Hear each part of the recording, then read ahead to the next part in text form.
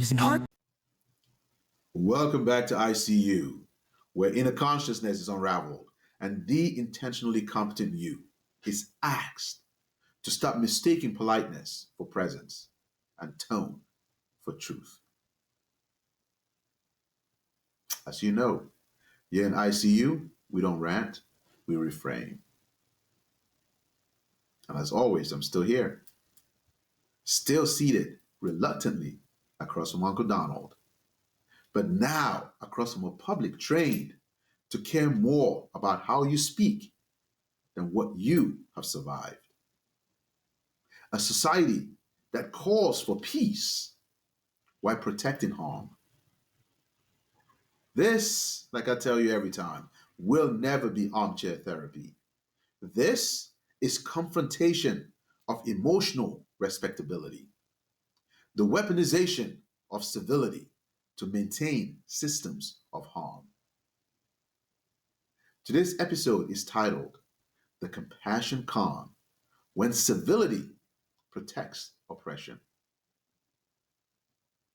And what this episode does is it strips the mask off of one of Empire's favorite tools, tone policed compassion. Let us begin. And we begin by what? Addressing the myth of moral neutrality. Let's name that lie. If we are just kind to each other, we can heal. Sounds nice, doesn't it? But what that fails to tell you is that it ignores the power dynamics, that fractured kindness in the place. That original instance.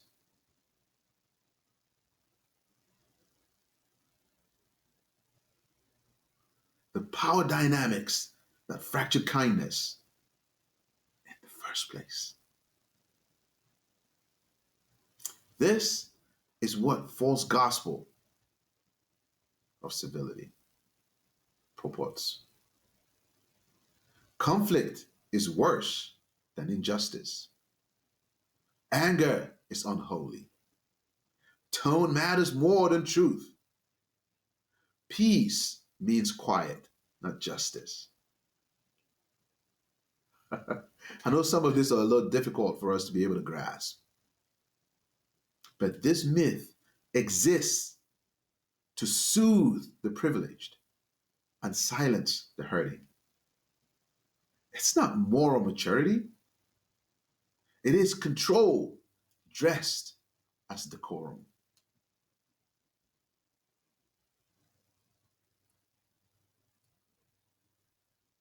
So how do we start to unpack this? We start by looking at when compassion is in a cage. You've heard it before. Let's just be respectful. Pacifying. We all need to come together. There is too much division. And you've probably asked yourself, why do I feel erased every time I try to speak the truth gently enough to be heard? The answer is simple. Because the problem is not your tone. The problem is that some people's empathy only activates when you whisper. This is not compassion. This is selective humanity.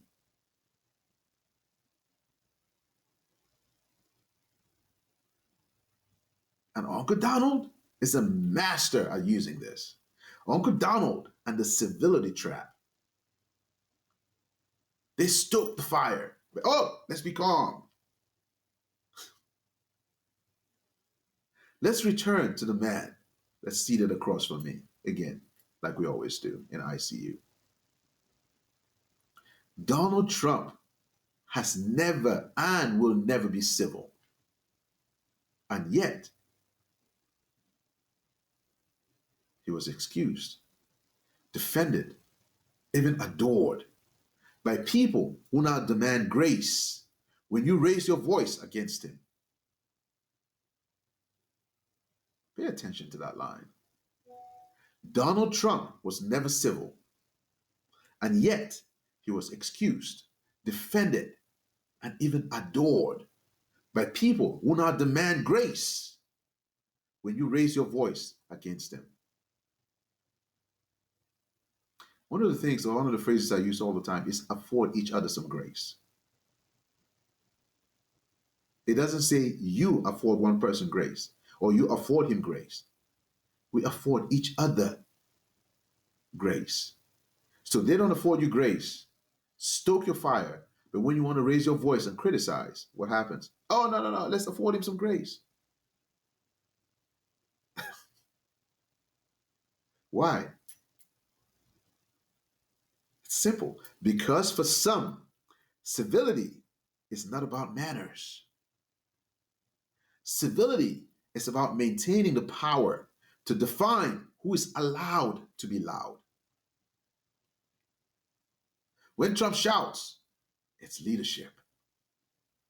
When you name harm, it's divisive. This is not hypocrisy. It's emotional I have to restart this whole thing. Pause it.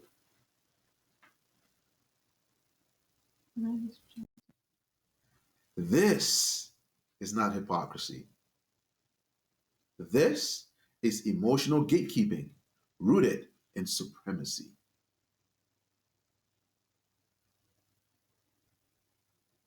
And what toll does that take on you? The nervous system cost of being polite while you're bleeding. Let's talk about what it costs to constantly moderate your tone just to be heard. There are so many traits that can be manifested. Here's a few of them. Chronic hypervigilance, somatic tension, vocal suppression, emotional self-erasure. This is not maturity. This is survival under politeness codes. You cannot heal what you cannot express. Let me say that again.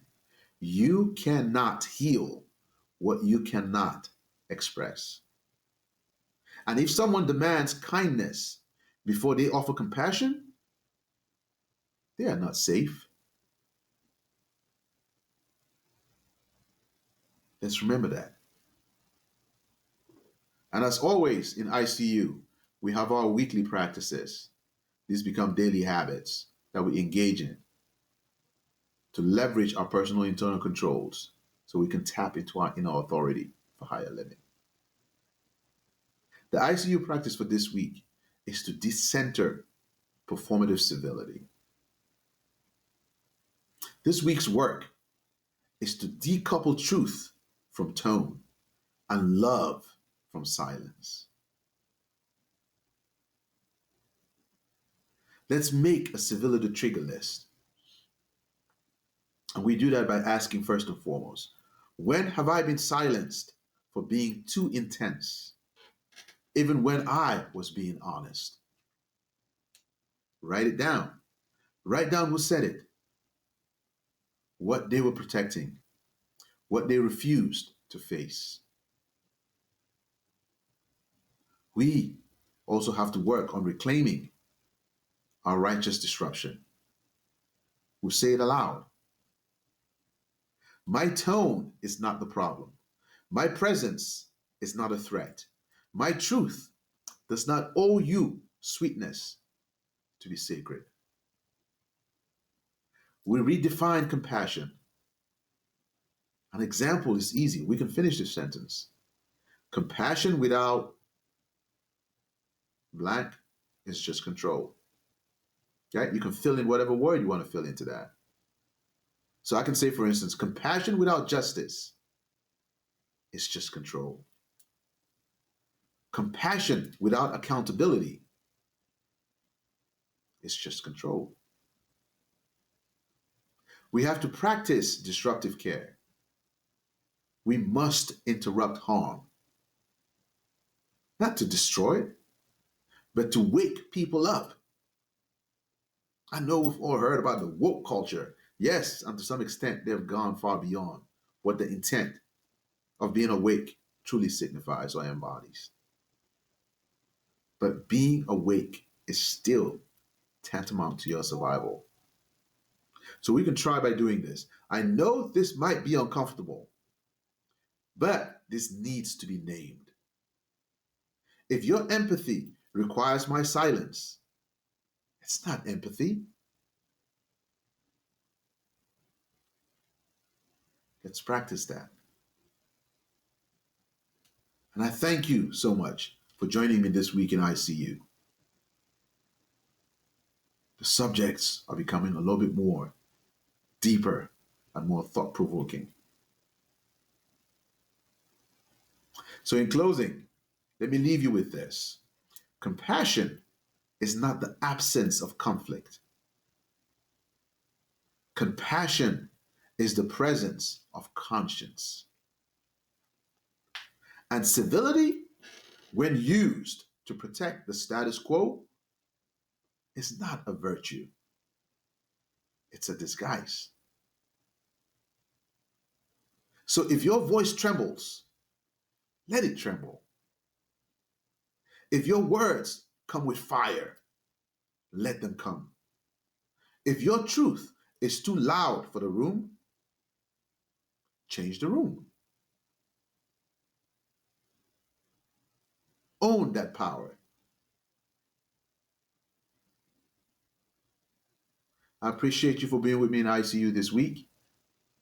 Next week in ICU, we will tackle the empire needs amnesia, how forgetting protects power. Until then, remember to always carry what serves you, release what doesn't, but always keep walking forward with your ancestors at your back and your inner compass ahead as your guiding staff. May you diagnose wisely, resist kindly, and reimagine boldly. Subscribe, share, like, engage with us. It takes all of us to drive this message through. And always remember to breathe. And never, ever forget to keep sending love to your nervous system. I see you.